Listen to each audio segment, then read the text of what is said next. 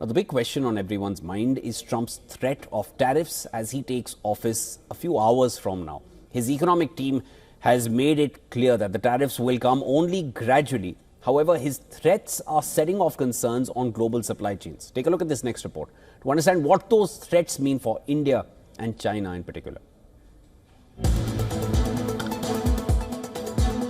The global supply logistics have already been distorted, first by the pandemic and then by the wars in West Asia and on the edge of Europe. Trump's attitude towards China is not new, but he has threatened India with reciprocal tariffs. Tariffs are a central part of Trump's economic vision. He sees them as a way of growing the US economy, protecting jobs and raising tax revenue. The mere threat of Trump's universal tariffs is adding to concerns that global supply chains will endure more bottlenecks. Countries and companies are taking preventative measures.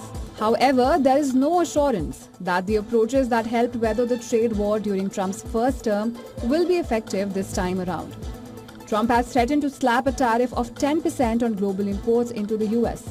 He has pledged to impose 25% tariffs on all imports from Mexico and Canada. Trump warned of 60% tax on goods from China. Most economists tell us that tariffs are a messy business, which usually results in the consumer paying the price. Beijing is taking measures to impose its own retaliatory plans.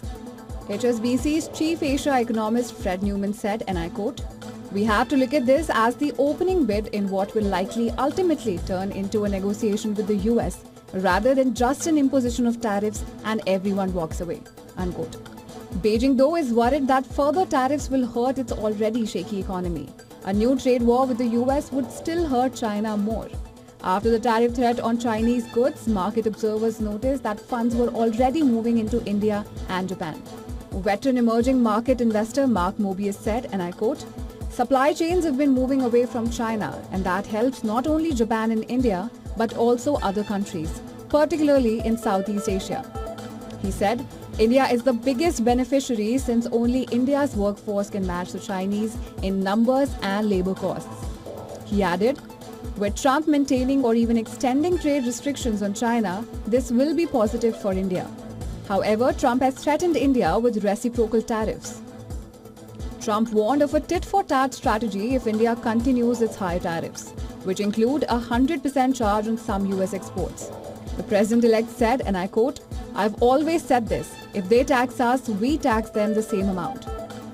He added, "The word reciprocal is important because if somebody charges us, India, we don't have to talk about our own. If India charges US 100%, do we charge them nothing for the same?" Unquote. However, Trump's policies are broadly expected to bring inflation rearing its ugly head all over again. Business Bureau, WION World is One.